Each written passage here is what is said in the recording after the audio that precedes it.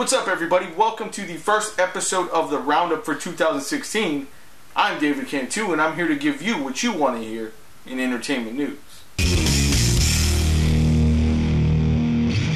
If you're waiting for the next film in the Halloween franchise, then it looks like you're going to be waiting a pretty good while. After 20 years, it looks like Dimension Films have lost their distribution rights to the series. Miramax is currently shopping the rights around to potential buyers, and this could mean that the Halloween Returns sequel that has been in development is probably dead in the water now. It's kind of a bummer to me because it feels like it's the end of an era that started with Halloween: The Curse of Michael Myers. It was that film that explored more of the lore of the killer and got me to love the franchise all over again. Some people, a lot of people, will say that they started to jump the shark a bit towards the end of the main series.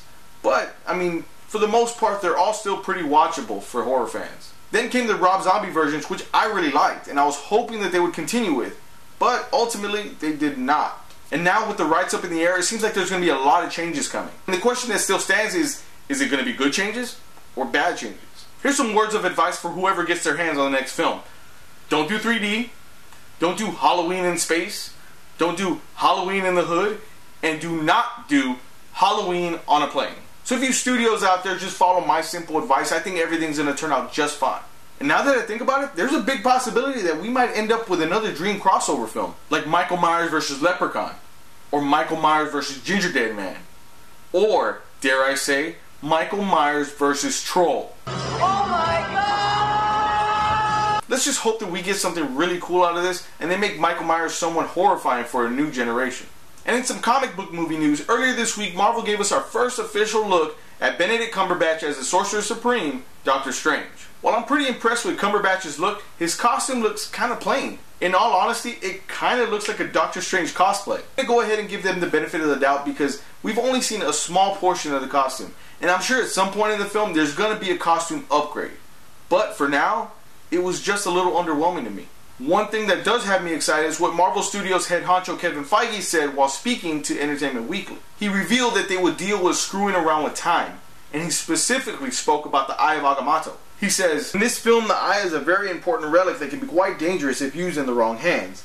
Because it has the ability to do any number of things, the most dangerous of which is, it can sort of manipulate probabilities, which is also another way of saying screw around with time, which is part of our story. It sounds like the Eye of Agamotto is one of the last two remaining Infinity Stones. The Time Stone, to be more specific. We've already seen the Space Stone, the Mind Stone, the Reality Stone, and the Power Stone. And that leaves us with two more to go, the Time Stone and the Soul Stone, which in my opinion are the most interesting. The Soul Stone will allow whoever's holding it to control living and dead things and also take away powers from other super beings. I'm really wondering where that one's going to pop up. The Marvel Cinematic Universe is starting to look a lot different from where we first started.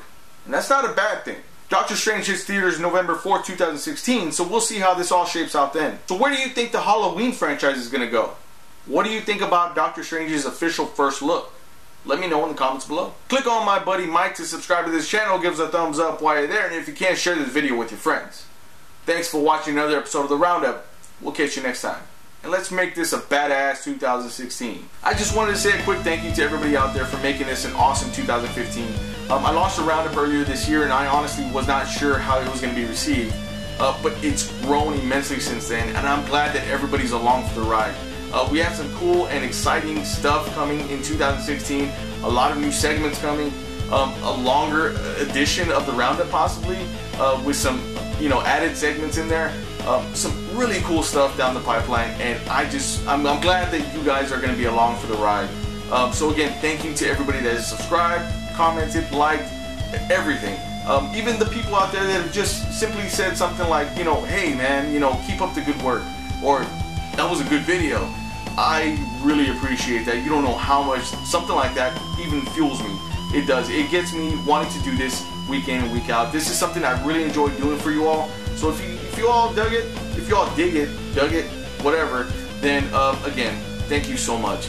And I promise you 2016 is going to be even better.